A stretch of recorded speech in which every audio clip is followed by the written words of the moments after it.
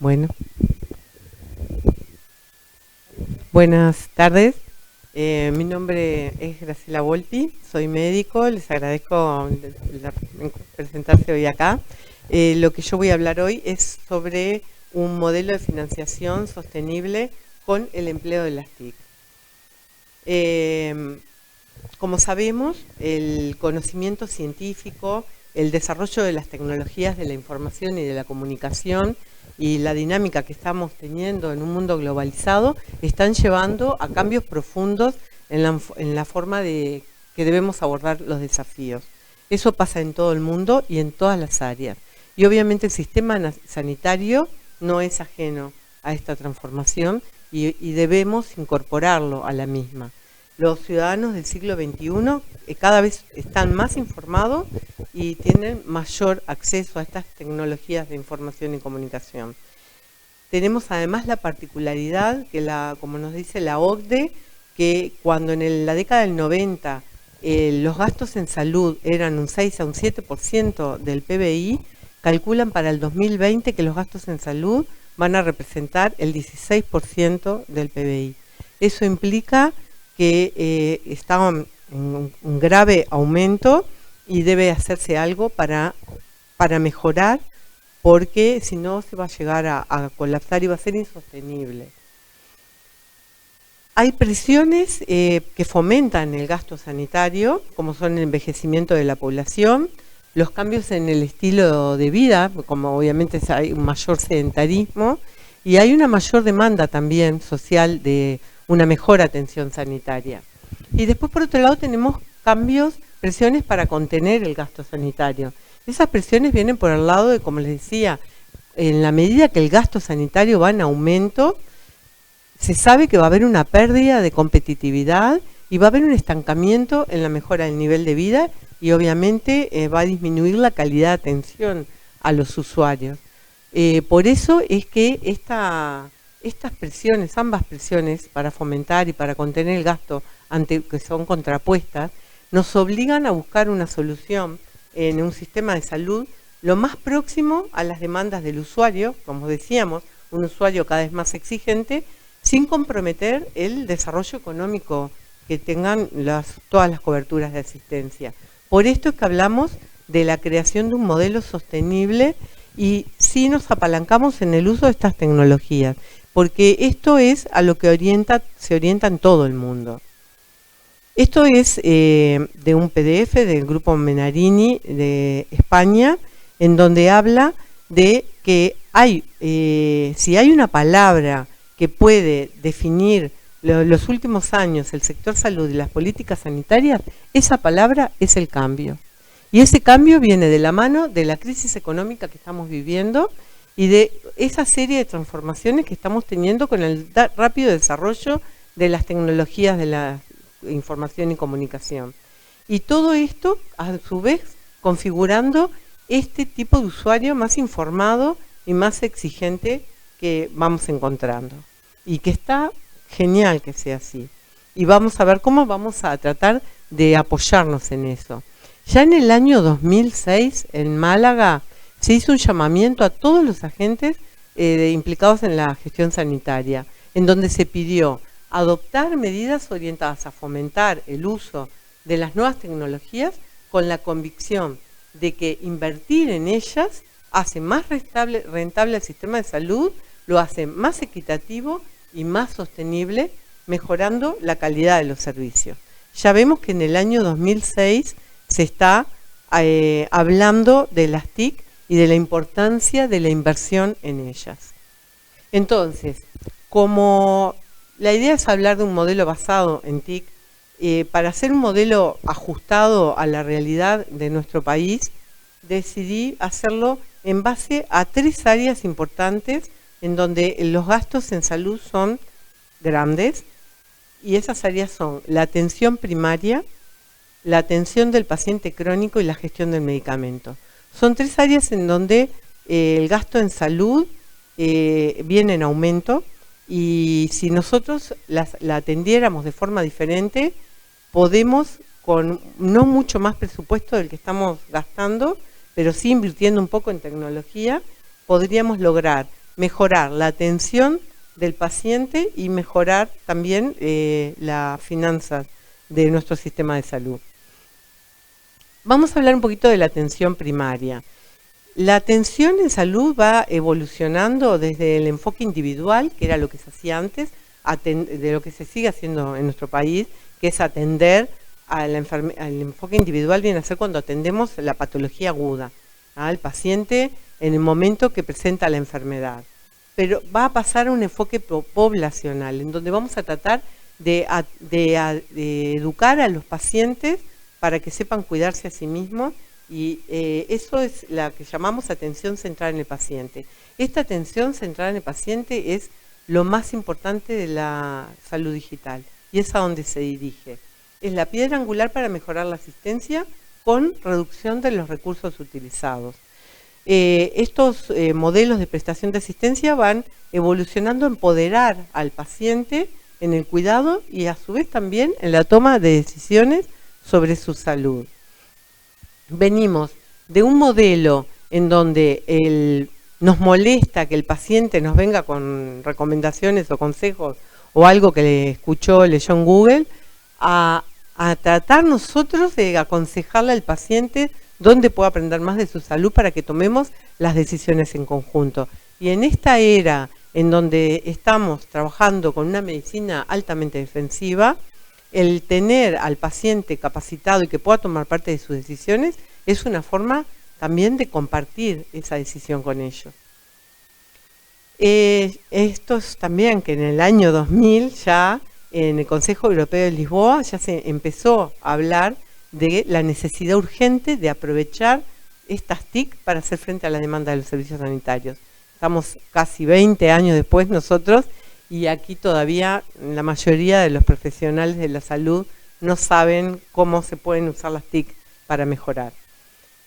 Hacer la información más accesible, lo más accesible posible al ciudadano, y los modelos de prestación de asistencia tienen que evolucionar a empoderar al paciente, ahora vamos a ver bien qué significa, en el cuidado y en la toma de decisiones sobre su salud, como dijimos recién. Hay un informe de la OMS en donde habla de que es importante involucrar a todos los stakeholders, en donde, o sea, todos los que participamos, desde los usuarios y los proveedores de salud, todos tienen que involucrarse en las TIC y en la e-salud para reformar y estandarizar a todo el sistema sanitario. En un reporte anual holandés que se hizo en el 2017 se encuestaron médicos, pacientes y enfermeras. Y el 50% de los médicos y de las enfermeras decían que se sentían ellos responsables del empoderamiento del paciente, o sea, de capacitar al paciente. Sin embargo, había una alta proporción de pacientes, casi un 50%, que sentía que ellos eran responsables de ese empoderamiento. No era así en el paciente con enfermedad crónica, en el que el 65% decía que consideraba que su servicio de salud era el responsable de capacitarlos a ellos. Entonces, en esa búsqueda de quién es el responsable, en realidad nosotros todos debemos trabajar en lograr el mayor empoderamiento, capacitando también al paciente, y vamos a ver cómo. No hay una definición para empoderamiento, por eso yo acá lo que pongo es una que llegamos por consenso en el semestre de la UOC en que trabajamos sobre este tema. La van a ver un poco larga, pero lo que vamos a hacer es ir resaltando los puntos importantes.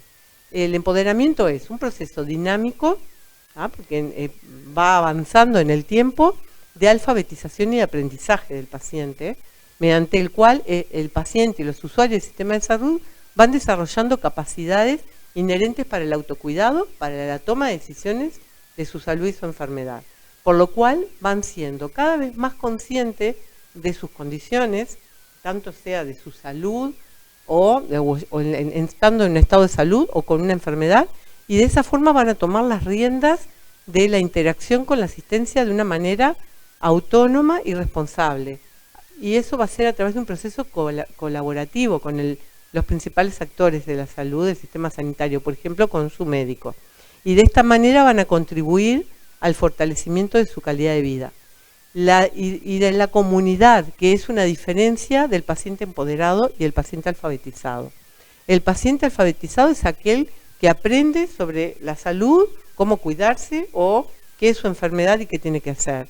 El paciente empoderado es el que colabora también con la comunidad y vamos a ver algunos ejemplos. Esto es lo mismo del grupo Manarini, en donde ellos no le llaman al paciente empoderado, lo llaman como paciente emergente, pero acá lo puse para que vean que nos llevan las mismas razones, los cambios demográficos y epidemiológicos, las nuevas preferencias del cliente, el desarrollo de las TIC, el crecimiento del gasto sanitario superior al PBI, todo esto es una razón importante para trabajar en el empoderamiento del paciente. El objetivo IGEL para el año 2020 de la OMS fue empoderamiento, lograr el empoderamiento del paciente y lograr una atención centrada en él como un elemento clave para mejorar los resultados en salud. Y de esta forma garantiza el uso eficiente de los recursos en la atención primaria, que es lo que estamos viendo. La evidencia es creciente y bien documentada el impacto negativo de la falta de conocimiento en salud y de cómo eso afecta económicamente al sistema sanitario. Por ejemplo, en una encuesta hecha en Estados Unidos se supo que solo un 12% de los adultos conocían sobre su salud. Y cuando íbamos a adultos mayores, solo un 3% de ellos conocen sobre su salud. Y justamente esa es la franja etaria que está aumentando y a las que nosotros más tenemos que trabajar en empoderar.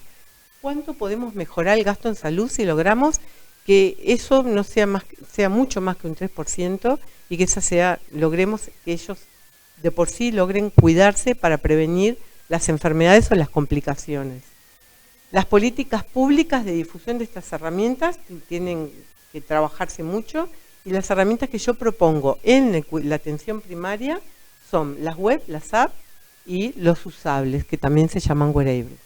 Y entonces vamos a ver, más que nada, de estas herramientas, lo más importante de por qué consideramos que sirven para el cuidado de la atención primaria. Primero, las web son sitios de internet que están desarrollados para monitorear o entregar un contenido educativo personalizado relacionado con una condición de salud.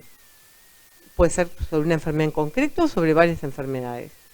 Son herramientas de consulta para el paciente, pero lo importante es que siempre deben ser recomendados por el profesional.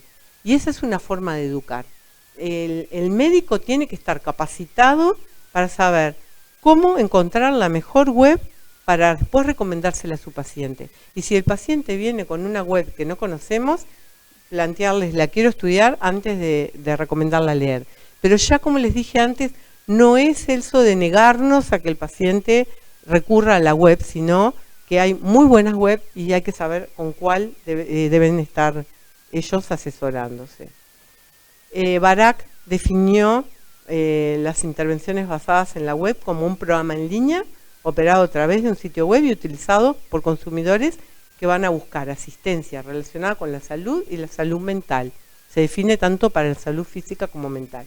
El propio programa intenta por sí mismo crear ese cambio positivo en el paciente que mejore su conocimiento, la conciencia y la comprensión a través del material relacionado con salud y del uso de componentes basados en la web. Esa es la definición que da Barak, que trabaja mucho en el tema de desarrollo web. Lo bueno de las web es que incluyen un contenido, un programa, contenidos con mucha educación sobre el programa, que puede darse de diferentes formas, como con recursos multimedia, videos, audios, da la posibilidad de interacción del paciente con profesionales o de entre paciente y paciente, da guía y puede haber un feedback. Se pueden crear programas en línea con los mismos objetivos y contenidos que tienen, por ejemplo, la misma ventaja que un programa presencial, solo que en esto ofrece la ventaja de la persona que no puede concurrir a un consultorio. Y acá le pongo un ejemplo que es de Strongly Families, que es esta la página, que es un programa que va dirigido a apoyar a niños y jóvenes de entre 13 y 17 años para temas de salud física y mental y ayuda a las familias. Y como vemos acá, una de las cosas importantes en una página web es ver las últimas actualizaciones. Siempre, cuanto más recientes son las últimas actualizaciones, más confiable es para nosotros ese programa. Ese es uno de los valores importantes. Y este es un ejemplo. Este Bacon 2.0 es otro programa que acá, como vemos, hay que suscribirse, poner un número de usuario, y acá vemos las categorías. Pueden asesorar sobre todas esas enfermedades. Son tanto físicas como mentales. Y acá hay asesoramiento profesional. Son profesionales que participan en la creación de la página y en todos esos temas. Es importante incluir el apoyo de un profesional, es importante que los contenidos sean personalizados y también que se utilicen diferentes medios para transmitirlos. Por ejemplo, como les decía, videos, audios, fotos, y también los otros puntos importantes es que puedan proporcionar interacción y feedback. Eso, por ejemplo, se puede hacer por vía de mensajes. El mensaje es una forma de comunicación asincrónica que está muy buena porque el paciente, cuando lo escribe, puede explayarse, tanto en mensaje como email, perdón, explayarse y decir todo lo que siente y no tiene barreras. Está comprobado que el paciente que escribe un email tiene mucha más capacidad de comunicación y le permite al profesional devolver esa comunicación en forma sincrónica en un tiempo que siempre conviene que sea establecido, que puede ponerse 24 o 48 horas, el que consideren, pero que no se supere el tiempo que ya se había dado. Después, el software, por supuesto, tiene que tener un soporte técnico y para desarrollarlo se debe partir de una teoría sólida con base científica, por lo cual debe estar hecha por un equipo multidisciplinario. El equipo, o sea, desde los desarrolladores técnicos a profesionales de las áreas que va a tratar la web. Y debe incluir herramientas que permitan la interacción también de usuario a usuario. Y esa interacción es muy enriquecedora. Permite mucho que el usuario pueda conectarse con otros usuarios que están pasando por el mismo problema. Y hace eso de sentir que esto que me está pasando a mí ya le pasó a este otro, y compartirlo, decir, sentí lo mismo que vos, quédate tranquilo, y todo eso ayuda mucho. Hay dos tipos de WebI básicamente, que son las educativas y las terapéuticas. Y acá le pongo algunos ejemplos de educativas. Un ejemplo es Dark Web, que les voy poniendo los links. Dark Web es una página que es para ayudar a familias y niños con dolor abdominal recurrente y los que tienen problemas desde su vida familiar al desarrollo escolar. Y otro ejemplo de terapéutica es la Asociación Española contra el Cáncer, en donde vemos, por ejemplo, esa que se trata del cáncer de pulmón, pero trabajan en varios tipos de cáncer. Las principales aplicaciones web van a trabajar en la promoción de un hábito de salud determinado, en la prevención primaria, como por ejemplo potenciar el uso de preservativos entre adolescentes. Ese es el condom HIM. Por ejemplo, en la promoción del hábito de salud es el Active After 55, que es, por ejemplo, la promoción del ejercicio físico después de los 55 años. Y después en la prevención secundaria, como para evitar el dolor de espalda, es un ejemplo, o en la prevención terciaria, que es cuando ya la enfermedad existe, como habla este ejemplo. Las aplicaciones son software diseñados para ejecutarse en un dispositivo portátil, como son los teléfonos inteligentes o tabletas. Son importantes en la recopilación de datos, es la diferencia fundamental con el sitio web, porque esto permite que el dato se suba inmediatamente a la app, permite la educación también sobre salud y enfermedad, sobre estilo de vida, vigilancia, monitoreo y la promoción de salud. Es muy similar al sitio web, pero tiene la ventaja de que lo llevamos con nosotros. y eso es lo que le da esa inmediatez. Los teléfonos inteligentes permiten acceder desde cualquier lugar a Internet y eso hace que mucha más gente pueda acceder a una app que a veces o desde un teléfono inteligente. No todos tienen computadoras, pero teléfonos inteligentes son mucha más gente que la tiene. Y las apps han permitido acceder a Internet a personas que de otra manera no lo harían.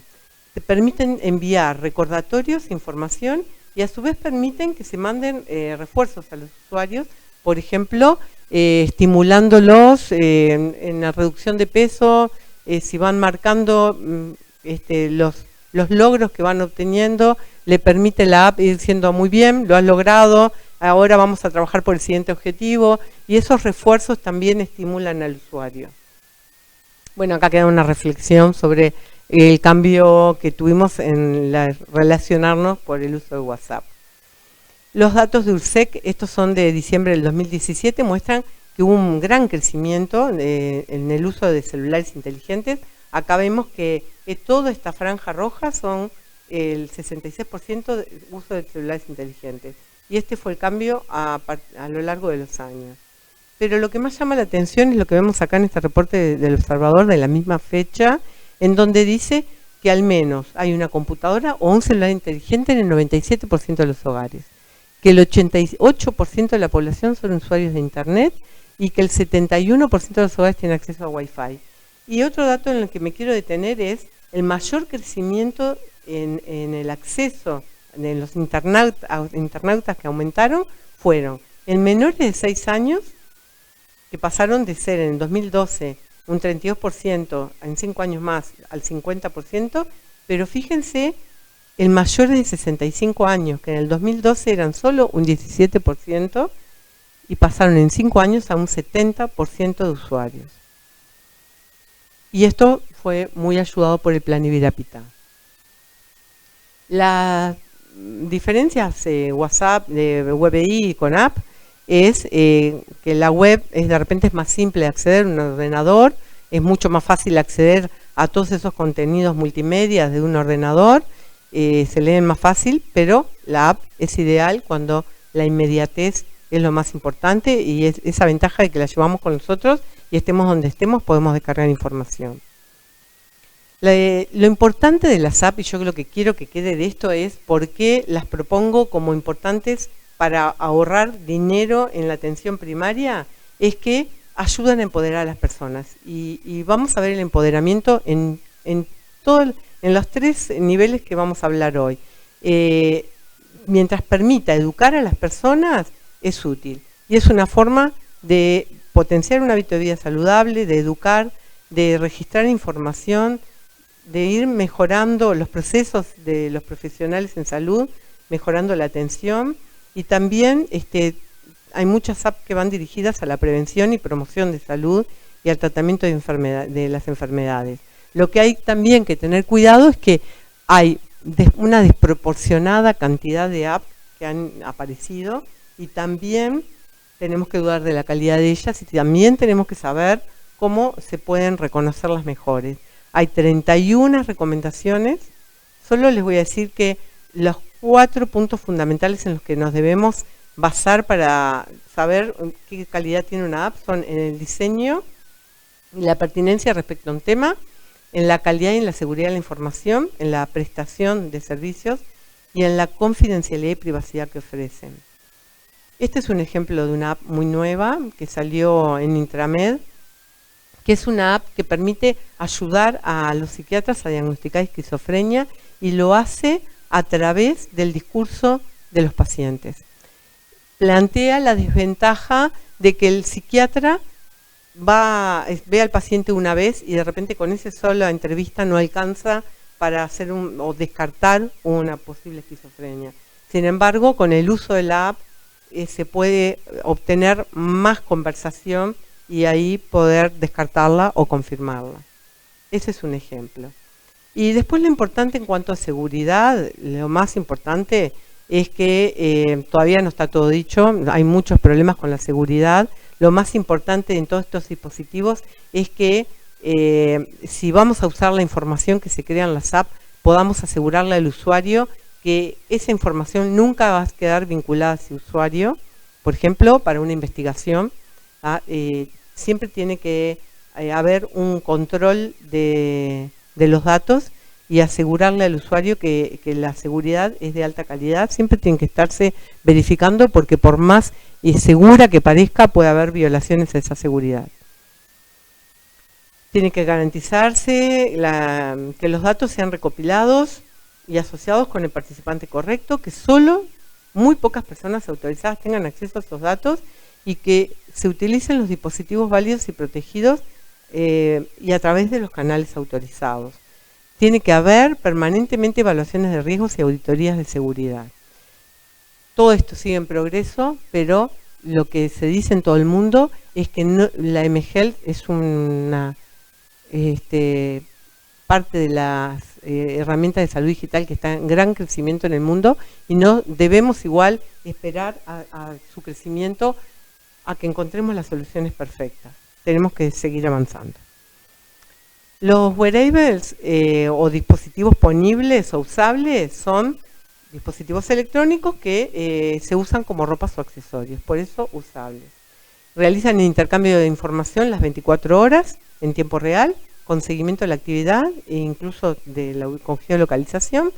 Permiten también el empleo de recordatorios como las apps y aportan una gran cantidad de información, igual que podemos tener con las apps.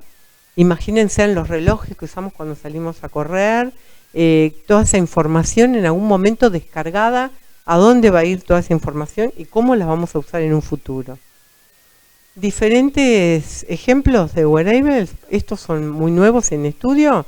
Una pulsera inteligente que puede predecir convulsiones, un inyector de epinefrina portátil que puede detectar cuándo va a venir una reacción alérgica, inyecta la epinefrina, una camiseta que corrige la postura para evitar lumbalgias, un reloj con sensor para diagnosticar enfermedades cardíacas, o un pijama electrónico para detectar la respiración y los latidos del corazón.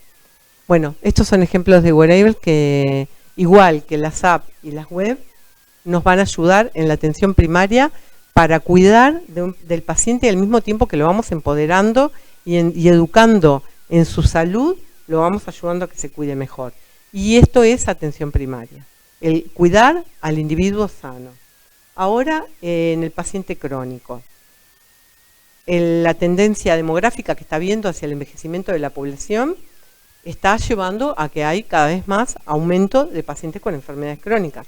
Obviamente, cuanto más grandes somos, más chances de tener enfermedades crónicas, y eso es lo que está llevando a esta situación de incertidumbre del todo el sistema sanitario. Por eso es que se habla de transformar el modelo sanitario a través de la implantación generalizada de la e-salud y de darle un rol más activo al paciente y convertirlo a este paciente en parte del proceso asistencial con el empoderamiento. Y volvemos al empoderamiento, y también es importante en el paciente crónico. Es muy importante en el paciente crónico. Acá vemos cómo nos evalúan en estos unos datos demográficos de Uruguay, en donde dice que Uruguay tiene un proceso de envejecimiento pautado por una baja tasa de natalidad y por un aumento de la esperanza de vida en nacer. Y le dice que cuando la población de más de 65 años, en el censo del 63, era 7,6% del total, en el censo del 2011 pasó a ser un 14%. ¿Tá? Entonces, y eso sigue en aumento. ¿Tá? Y también siguen disminuyendo la natalidad. Y eso lo vemos reflejado acá, en donde vemos que, por ejemplo, los nacimientos son menores, y cómo aumenta los mayores de 90 años, sobre todo mujeres mayores de 90 años. Este proceso de envejecimiento de las poblaciones es lo que nos hace que esperemos que para el 2050 se duplique la cantidad de personas mayores de 60 años y para el 2100 se triplique. Y esto es lo que está llevando a el aumento de los gastos en salud del PBI, y por eso se insiste en que es fundamental el uso de las TIC en salud para mejorar la eficacia y la eficiencia de los sistemas sanitarios. Esto es de España, en donde dice que hay 4 enfermedades crónicas que se llevan el 80% del gasto de salud. Esas enfermedades son la hipertensión, la diabetes, el EPOC y la insuficiencia cardíaca. Solo con 4 enfermedades crónicas que no se están atendiendo correctamente, se va el 80% del gasto en salud. Y esto es un reporte de búsqueda que dice que para el año 2020 Uruguay va a gastar 500 millones de dólares en todo el año para tratar la obesidad si no se aplican medidas para reducirla. La obesidad es una de las enfermedades crónicas que debemos atacar y que podríamos trabajar en esta etapa. Para esto, ¿qué tecnologías vamos a usar? Bueno, la historia clínica electrónica, no precisa decir mucho de ella, es solo un registro en tiempo real, centrado en el paciente, que va a dar la información inmediata y segura. Tiene lo bueno de que permite su acceso a las 24 horas, los 7 días de la semana, da registros longitudinales, o sea, de toda la vida del paciente, y también los registros episódicos en cada consulta. Y ahí van a estar todos los antecedentes del paciente, desde los antecedentes de sus familiares, datos de la genética, epigenética, consultas previas, laboratorio, rayos, todo va a estar ahí. Otra herramienta de salud digital que nos sirve en esta etapa es la teleconsulta. Es la prestación de servicios de atención. Acá es donde la distancia es un elemento fundamental. Es una consulta igual a la presencial, solo que es a distancia. Es el intercambio de información tanto para diagnóstico como para tratamiento, para investigación, evaluación de tratamientos y también se usa para educación. Mucho se usa acá, eso sí se usa para educación de profesionales y es lo que llamamos como teleeducación. Puede ser teleconsulta desde una estación de telemedicina o como se hace en algunos puntos de Uruguay, la teleconsulta con algún especialista que en algún punto del país que no existe o es más difícil localizar, entonces lo está haciendo el Hospital Español con Canelones, o también puede ser una herramienta de telecuidado para adultos mayores. Todo esto también permite el registro en esa historia clínica electrónica que hablamos antes. Otras herramientas que nos van a servir para ayudar a los pacientes en esta etapa son las web, las apps, los usables, como ya los vimos, permiten el empoderamiento del paciente. A esto le agrego los SMS, porque es un intercambio de mensajes cortos por teléfono, que puede ser desde teléfono a teléfono, desde la web o de otro sistema de comunicación móvil, y tiene el beneficio de ser de bajo costo. Esto le permite enviar recordatorios a los pacientes, por ejemplo, de dietas o educativos o medicación que debe consumir.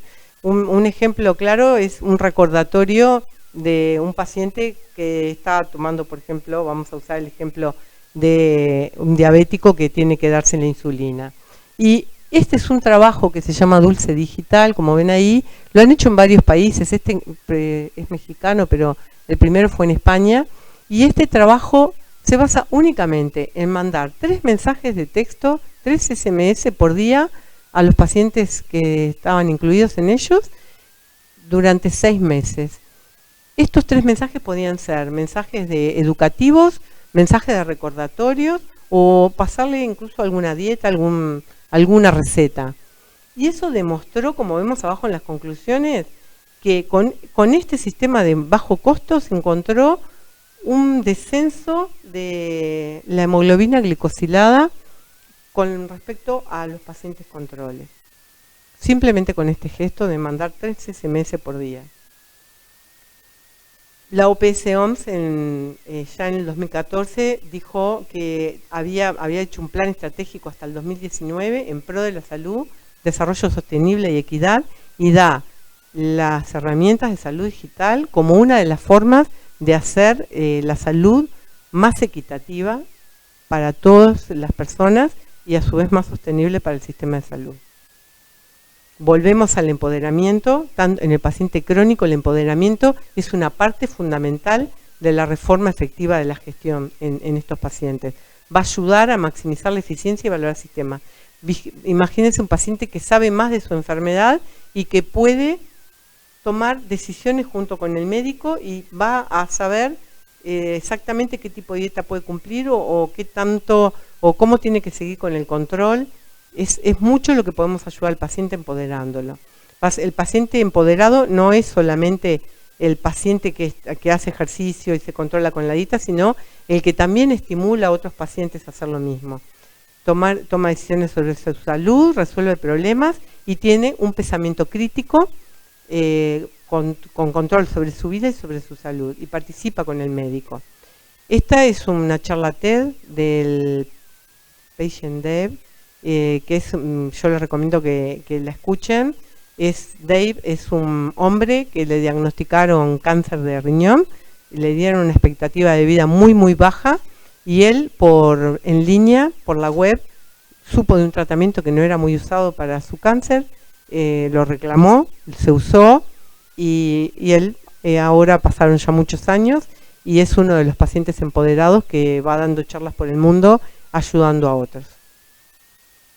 Así que el empoderamiento es esencial, se obtiene apoyo de las redes sociales, el paciente no solo coopera, sino que ayuda a que otros también se autocuiden, y hace que este modelo sea menos paternalista, menos el médico siendo el que toma las decisiones sobre el paciente, sino que son más decisiones compartidas. Obviamente el médico le va a dar su opinión, su mejor opinión, pero va a ayudar a que el paciente pueda adoptar la suya.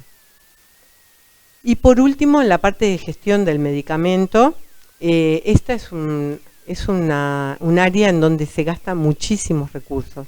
La adherencia al tratamiento está definida por la OMS como la medida de comportamiento de una persona en tomar el medicamento, en seguir la dieta y en ejecutar los cambios del estilo de vida que se corresponden con lo que acordó con su médico. Uno de los grandes desafíos a nivel mundial es la falta de adherencia al tratamiento. Está calculado que una tercera parte de los pacientes no cumplen para nada el tratamiento que se le indica al médico, otra tercera parte hace lo que quiere, lo cumple a medias, y una tercera parte sí lo cumple. Y el tema de no cumplir el tratamiento es lo que lleva a que se gasta dinero en medicación, que después va a ser un paciente que va a tener igual todas las complicaciones y los problemas de un paciente sin haber sido tratado. Y eso implica un mayor gasto al sistema de salud. Hasta la mitad de los medicamentos prescritos para condiciones a largo plazo no se toman como se recomienda.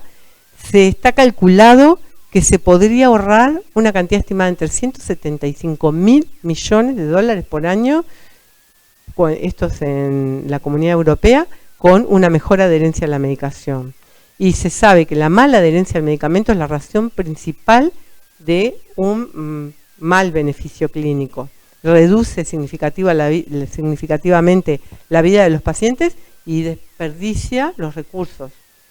Todo esto afecta, por supuesto, al sistema de salud, como dijimos, en un sistema de salud que va a gastar plata por gusto en medicación que no va a lograr los objetivos, y después va a gastar plata en tratar esos pacientes complicados. Para esto nos sirven, ¿qué herramientas de salud digital propongo? La historia clínica electrónica, como vimos, la receta electrónica que permite que el paciente llegue con solo el documento y en la farmacia ya se puede ver qué medicación tiene, y como muchas veces pasa con los adultos mayores, que de repente en la consulta no recuerdan muy bien qué fue lo que el médico le indicó, permite que en la farmacia cuenten con más tiempo para dedicarle un ratito al paciente y ver si le quedó clara la forma en que tienen que tomar la medicación, y si no, lo pueden reforzar ellos. Esa es una de las ventajas que le permite la receta electrónica. También se le da a la receta electrónica el beneficio de que al quedar en la historia clínica que el paciente retira la medicación, ya sabemos cuánto tiempo le debería durar esa medicación, ya podemos generar alertas de si no la retira en tiempo y forma. La alerta al médico y la alerta al paciente, que se le puede mandar un SMS, un mail, o de la forma que se decida para recordarle que a ver si está tomando la medicación en forma o no, o el médico la posibilidad de que se comunique con su paciente.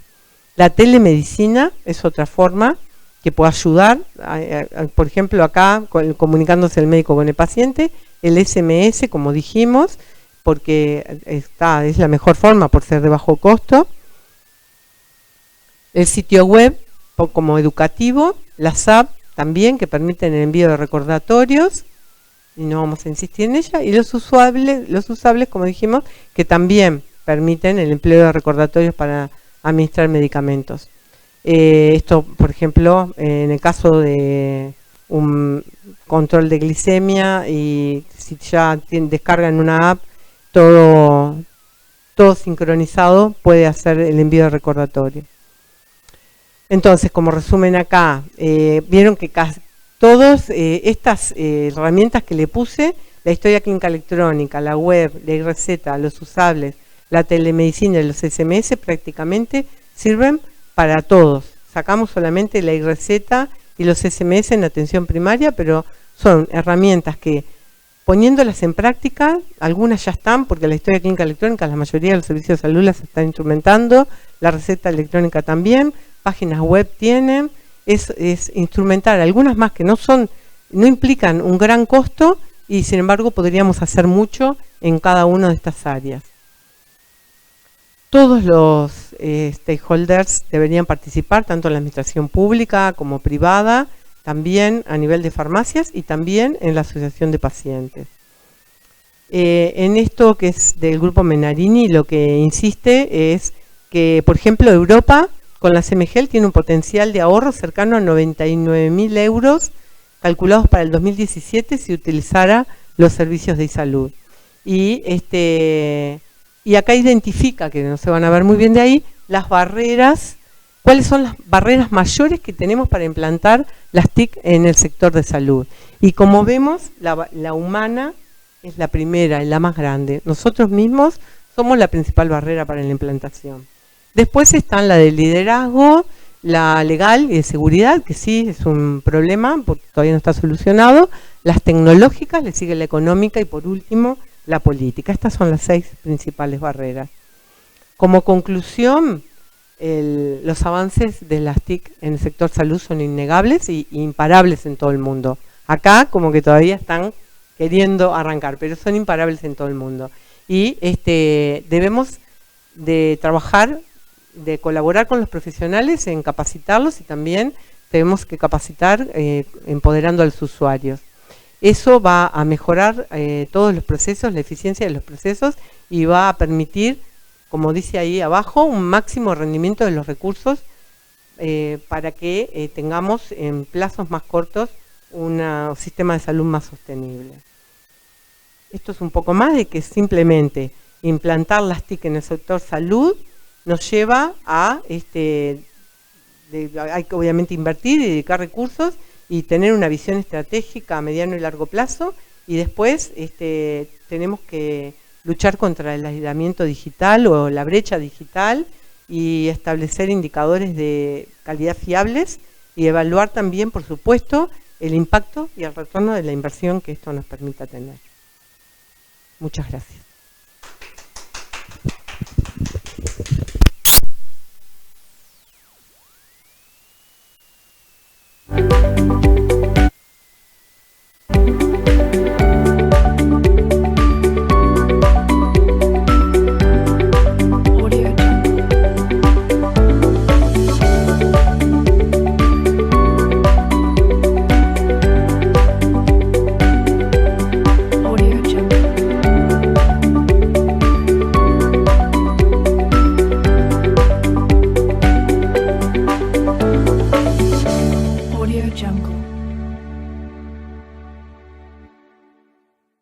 Audio Jungle.